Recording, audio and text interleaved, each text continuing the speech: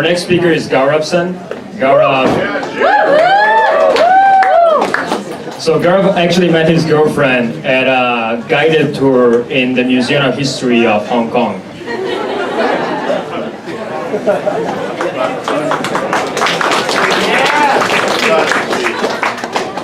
Thank you everyone for coming here today. It's an honor to speak to y'all. So I'd like to start by taking you back to my very last day as a management consultant in my prior life, which for many of us will be our future life. And I was on a flight from Sao Paulo back to New York in business class, you know, lie flat seats, glass of champagne. I mean, life was amazing. And I was sitting there thinking, you know, and I just spent the previous week advising the leaders of the Brazilian division of our firm on their growth strategy and like lecturing this conference room full of like senior Brazilian people in Portuguese. And I was like, how the heck did I, an Indian American who didn't speak a lick of Portuguese till I was 19, how did I end up in that situation? And that takes me back to what was a very unexpected gift for me.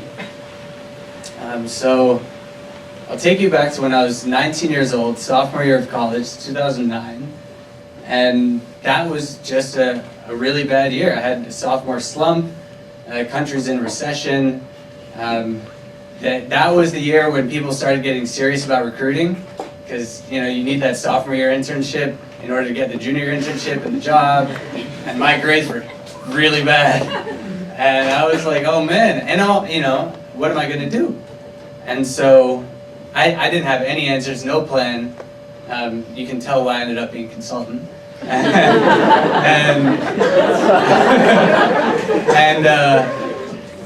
I was walking back from class one day, and as I'm walking back, I come upon this study abroad fair. And at this study abroad fair, I run into this Brazilian professor, and you know she's like, oh yeah, like you speak Spanish, I'll teach you Portuguese. Give me 6 months. We'll have you in Brazil next summer, study abroad, you'll become fluent, you know, Brazil's booming, it'll last forever, your career will be set, you know, just come learn Portuguese. So I'm sitting there and I'm like, huh, you know, all my friends are going off to investment banks, JP Morgan, Goldman Sachs, and I have a vision of them in my head, like, you know, just working in front of a spreadsheet at 2 in the morning, like some second year associate just yelling at them. And I'm like, oh, I'll be in Brazil on a beach, like playing soccer. And I was just like, yes, I'll learn Portuguese, let's do this. And so that was, you know, gonna be my answer. And so several months go by, and I'm working super hard. I spend all day and night, conjugations, verbs, you know, practicing my intonations, which was pretty hard. Portuguese is very different from Spanish, which I was used to. And then, you know, so everything's going okay according to plan. And so one day I get this phone call, and it's about April, so it's about a month before I was going to take off, you know, on my wonderful journey to Brazil. And it's from the director of study abroad at my college, Duke. And this guy says, oh, you know, it's this Gaurav. And I'm like, yeah, that's me. And he says, oh, I'm calling about the Brazil study abroad program. And instantly my mind's like, oh yeah, beaches, soccer, you know, all right, perfect, let's talk. He's like, oh son, you know, I have some bad news, we're canceling the program this year. I'm like, well, what do you mean? And he's like, look, we didn't have enough interest, there's only 5 of you signed up to learn Portuguese and go down there, and we can't run a program on 5 people, and so we're canceling it. So I was like, crap. So suddenly those spreadsheets 2 in the morning didn't look so bad. I wish I had some. And so I didn't know what I was going to do. I didn't, you know, this is a point where if you didn't get a job, you're going to be screwed. It's the middle of the recession. You know, I had student debt up the wazoo. I had no idea.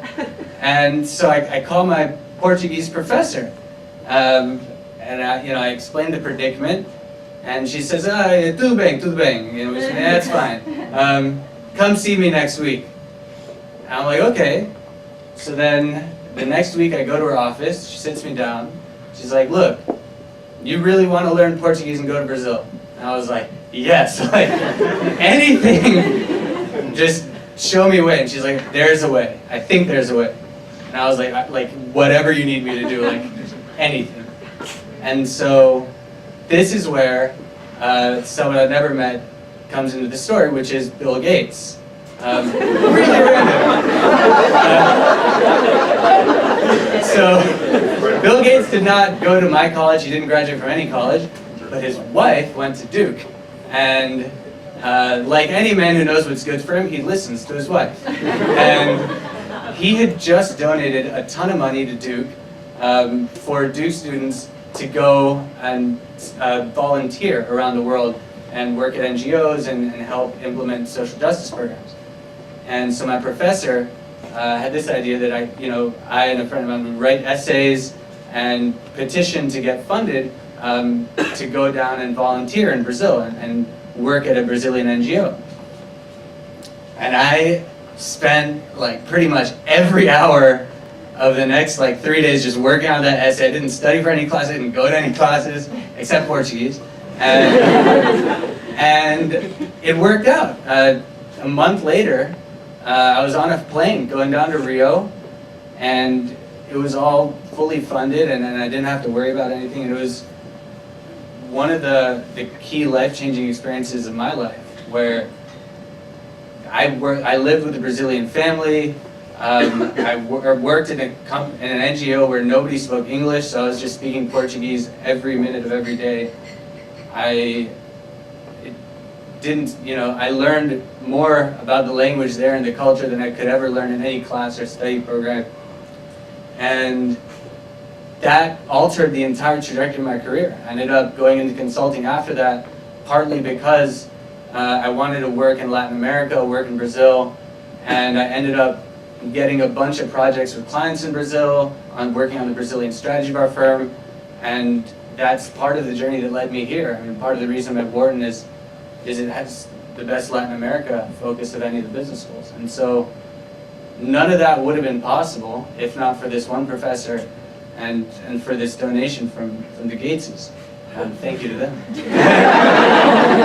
And in closing, I want to tell you about a story from my freshman year.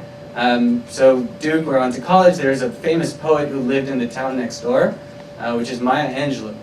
And every year, she would come and talk to the freshmen before they start college. And Maya Angelou, for those who don't know her, she had this incredible life where she grew up and had insane difficulties, but then took that and became this poet, this author, traveled around the world, had several husbands all over the place. Like, she's a pretty cool woman.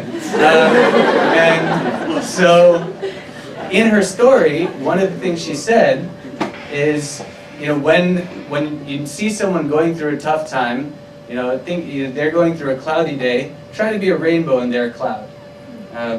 Think about a way you can have a positive impact if someone's going through a tough time. And that Portuguese professor and that situation, those were the rainbows in my cloudy day. And so I'd love for you to think about when you see someone having a cloudy day, try to be a rainbow for them. Thank you.